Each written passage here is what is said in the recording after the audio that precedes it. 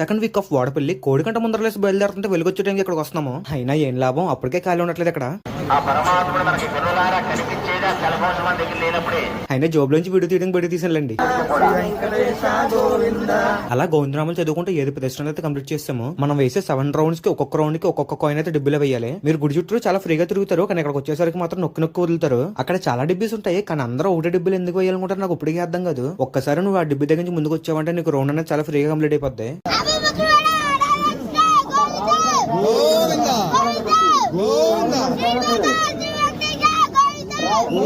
So మనం PR ఆఫీస్కి వెళ్ళి లెటర్ ఇచ్చాం కదా, లెటర్ ఇవ్వగానే అక్కడ ఏంటంటే మనకి ఇలా లెటర్తో పాటు 200 రూపీస్ అమౌంట్ కూడా ఇవ్వాలి పర్ హెడ్కి. మేము 5గురు వస్తాం కాబట్టి ఇప్పుడు 1000 రూపీస్ అయింది మాకు. సో మేము 1000 రూపీస్ అక్కడ ఇచ్చిన తర్వాత మనకి ఎలా స్లిప్ కూడా ఇస్తారు.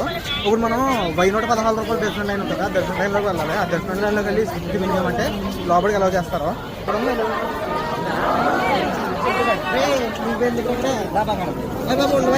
కొంచెం డీటెయిల్ గా యూట్యూబ్ లో ఫుల్ లెంత్ వీడియో పోస్ట్ చేశాను. మాకు దర్శనం ఎంత పెట్టింది ఏంటి అన్నది. మనకి తిరుపతిలో లాగానే ఇక్కడ కూడా విమాన వెంకటేశ్వరం ఉంటారు. లోపల సోమవారం దగ్గర మొక్కుకోవాల్సిన ముచ్చిపోతే మీరు ఏం దగ్గర చెప్పుకోవచ్చు. నారప్ప మూవీలో చిన్నప్ప క్యారెక్టర్ చేసిన బ్రో కనిపించారు ఇక్కడ. మీట్ అయింది ఫస్ట్ టైం ఏమో నిజంగా చాలా బాగా మాట్లాడారు. ఇంకా అలా దర్శనం కంప్లీట్ చేసుకుని ఇలా బయటకు వచ్చేసరికి క్రౌడ్ ఇంకా పెరిగిపోతూనే ఉంటది. పార్క్ చేసిన బండి ఎక్కడ ఉందని ఎదుర్కోవడానికి చాలా ఇబ్బంది పడుతున్నాం. ఈ వారానికి ఎంత ఇంకా